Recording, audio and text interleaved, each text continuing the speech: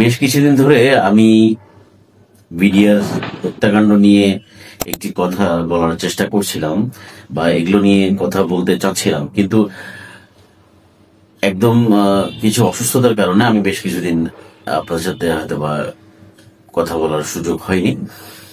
তো আজকে আমি স্ক্রল করতে গিয়ে দেখতে পেলাম এসিটিভিতে বেশ কিছু প্রতিবেদন তৈরি হয়েছে, বিশেষ করে যারা ওই সময়কার ঘটনার সাথে ছিল, আর্মি, পুলিশ অথবা তাদের আত্মীয় স্বজন, তাদেরকে নিয়ে মূলত এই এপিসোডগুলো সাজানো হয়েছিল। সেখান থেকে অনেক কথা শুনতে পারছি বা দেখতে পাচ্ছি, জানতে পারছি যে আসলে কত সহজীকরণ করে দেওয়া হয়েছিল এই আন্দোলন নাম দিয়ে।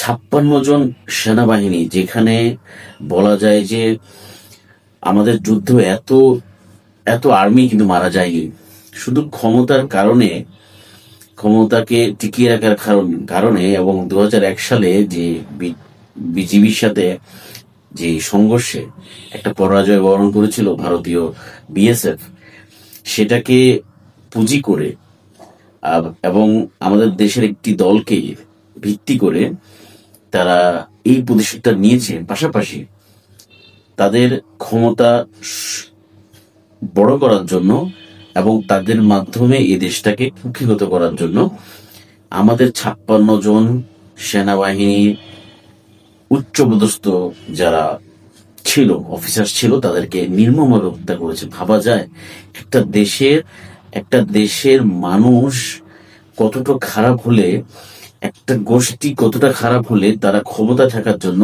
নিজের দেশের সেনাবাহিনীকে নির্মমভাবে হত্যা করেছে আরেক দেশের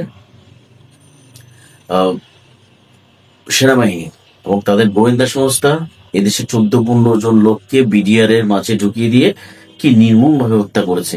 ছবিগুলো যদিও অনেক পুরনো, কিন্তু এখনো সেই ঘাটা রয়ে গেছে। আমার দেশের কোনো যুদ্ধ ছাড়া তারা কত সহজে আমার দেশে ঢুকে সেখান থেকে তাদেরকে হত্যা করে এবং আমাদের দেশের মানুষের দ্বারা তারা সিকিউরিটি পেয়ে তারা আবার তাদের দেশে ব্যাক করে চলে গেল।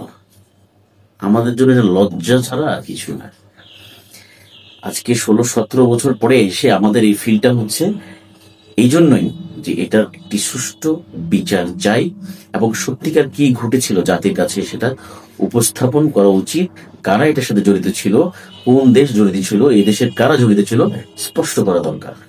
তা না হলে আমরা যাদের হারিয়েছি তাদের শান্তি আমরা দিতে পারবো না, জাতির কাছে আমরা সবসময় নিচু হয়ে থাকি। এটাই আমার বক্তব্য ছিল।